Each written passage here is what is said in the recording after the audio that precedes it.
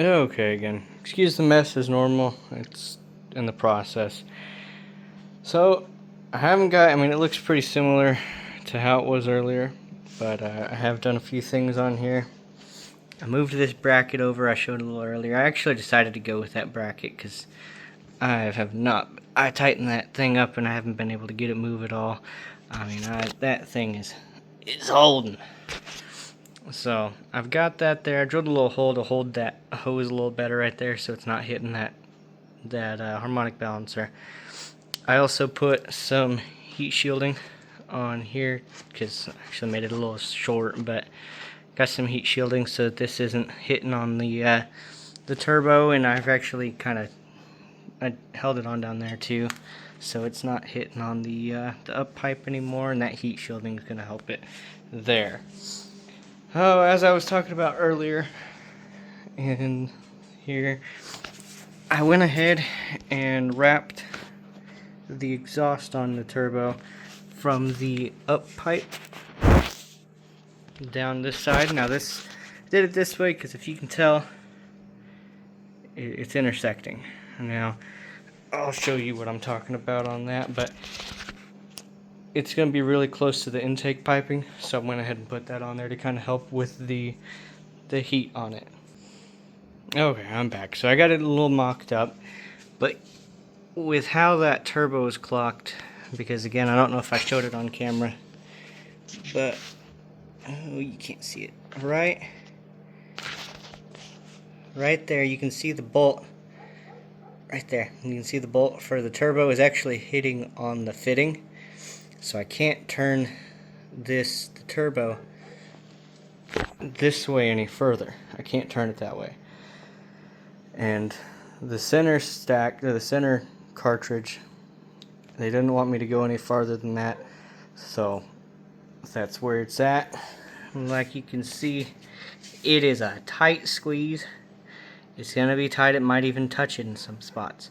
Luckily this is before the intercooler, so it can possibly cause some higher than expected or desired intake air temps, but worst case scenario, I might even heat wrap this in an attempt to keep those down, because I mean it is only for that little section, as well as, like you can see, now I don't have it all the way on there, so that's why it doesn't look so appealing up there. I can possibly even get a instead of a straight coupler, I can get one that's slightly angled to give me some space, because it comes up around here and hits on the intercooler.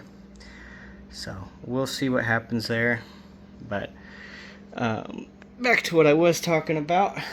I got that all heat wrapped, and as well as I put a separate heat wrap, a section of that right there on this hose, just where it comes around that up pipe, just to give it as much of a possibility of surviving as possible. I'll let you know how that goes when we get a few miles in it, a few heat cycles, because that's definitely going to affect us. Oh, something I forgot to go over in the first video. When you're putting on the exhaust, I'm putting the intake tubing back over. When you're putting on the exhaust on these V-bands, even actually not on the turbo, but on the V-bands, they recommend putting copper seal on them. No, they don't have a gasket. They just recommend throwing some, you can't see it very well, but it's copper gasket maker for the exhaust. Just to kind of help seal everything together. So this side is like that. The up pipe is.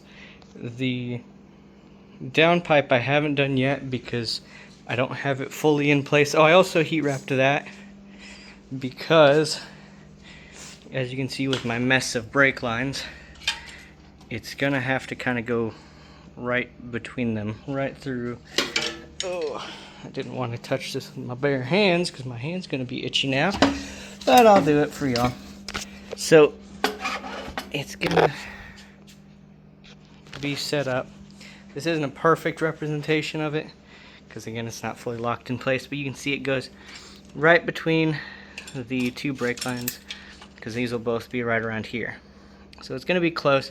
So I didn't want to overheat my brake lines, brake fluid, and cause loss of braking.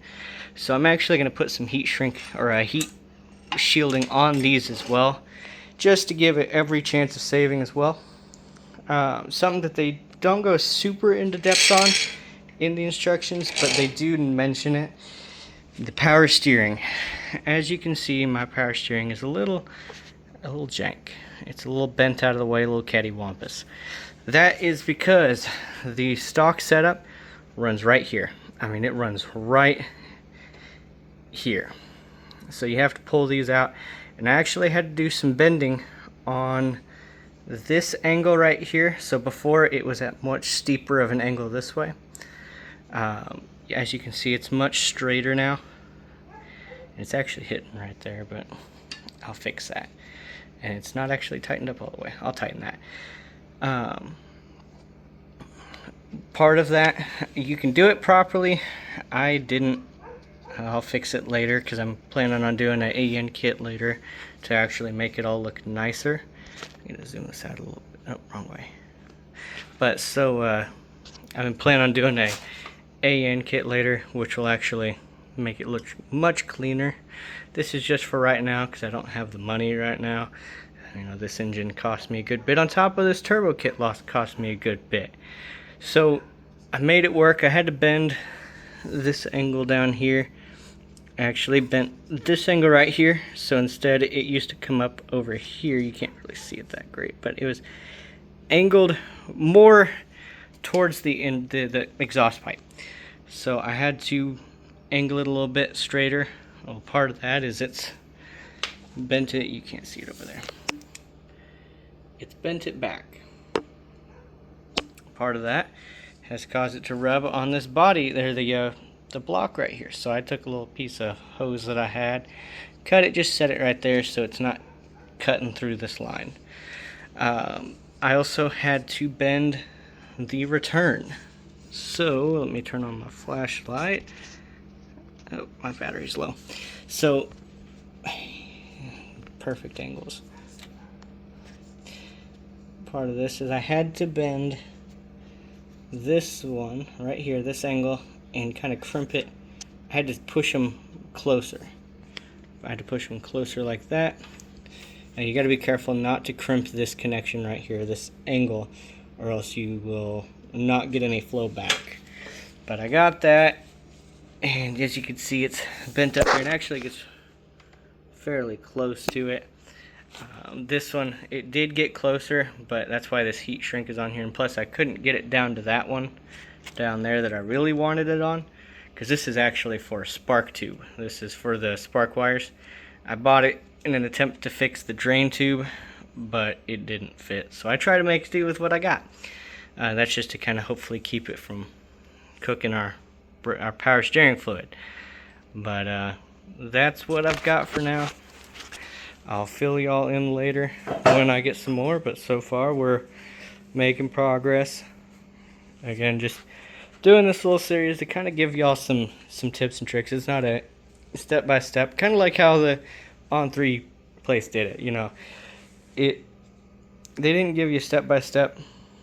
They give you some tips and tricks. I'm just giving you some little more that I'm seeing, because you know, with obviously as big of a turbo as I'm running, I imagine this is why they're saying it's the biggest you can fit, because in some areas it's tight. But yeah, this is what I've got so far. I'll let you know when we get some more.